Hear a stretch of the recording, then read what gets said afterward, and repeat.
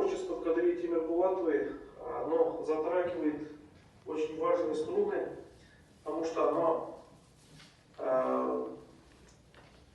выстраданное, оно прошло определенный процесс эволюции. Здравствуйте, уважаемые участники круглого стола. Ассаламу алейкум. Меня зовут Ишмухамбетов Рамиль. Я представляю нагайцев Астраханской области. К сожалению, я не смог присутствовать на данном мероприятии офлайн, хотя очень хотел, но в силу определенных обстоятельств это у меня не получилось. Тем не менее, душой я с вами, вне всякого сомнения. Тема творчества Кадрии Тимирбулатовой, она близка для каждого нагайца. Надо сказать, что творчество Кадрии Тимирбулатовой, оно затрагивает очень важные струны, потому что оно выстраданное, оно прошло определенный процесс эволюции, оттачивания. Тема моего сегодняшнего выступления – это тема связи с Кавказом.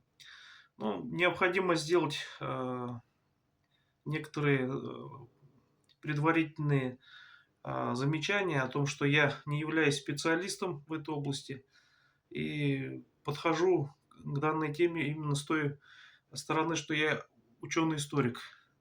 Для нагайцев, которые были некогда кочевым народом, территория Северного Кавказа является одной из тех важных территорий, на которой происходило изначальное формирование. Это отмечал Вадим Ильич Трепалов. Это мы наблюдаем в нагайских эпосах.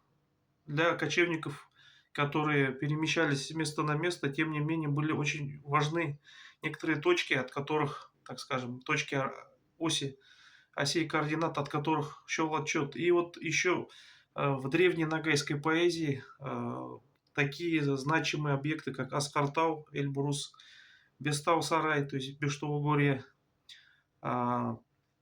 местность близ Татартупа, они постоянно упоминаются как весьма важные, сакральные. В произведениях средневековых нагайских поэтов, в частности у Шалкииза, значимое очень место занимает именно Аскартау, как мировая гора.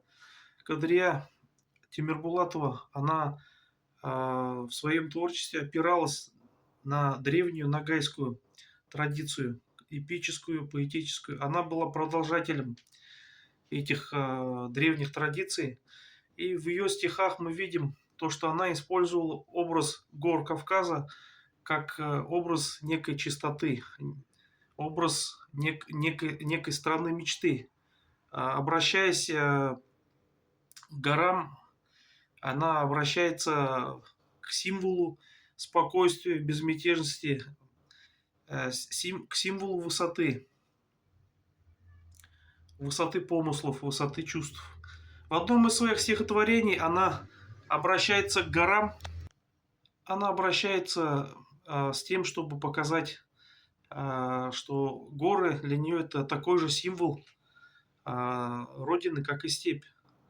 В одном из своих стихотворений она обращается к Дагестану, Дагестаном, о мой Дагестан. И в этих своих стихах она, находясь на тот момент в Москве, как бы дает отчет родной стороне, родным степям и родным горам, о том, что она хранит заветы предков, вот эту нравственную чистоту, за которую с нее спросят дома. Она дает такой отчет, то, что стремится не уронить достоинство и честь девушки, кавказской девушки. Мы все знаем стихотворение, то, что не с вершин начинаются горы, а начинаются со степи. Степи и равнины Кавказа, они как бы, если бы не было степи, не было бы гор. И здесь она тоже вот очень часто эту тему в своем творчестве она обыгрывает неоднократно. Нужно обязательно, необходимо отметить такой важный образ. В своем стихотворении «Мои братья надели папахи» она обращается к такому символу мужской чести и достоинства, как папаха. которое свойственно, ну, для всех северокавказских народов, в том числе и для нагайцев.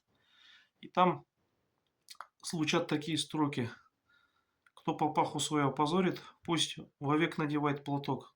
То есть вот это вот традиционное воспитание, традиционное соблюдение гендерных ролей, этикет — это для кадрии очень важная тема, очень важная в ее творчестве и один из самых главных мотивов. Надо сказать, что я только немного затронул эту тему, очень важную, Кавказ в творчестве кадрии. И на эту тему нужно писать, конечно, и диссертацию, и не одну. Спасибо за внимание. Я надеюсь, я привлек внимание уважаемых слушателей к данной теме и продолжим изыскание. Спасибо большое.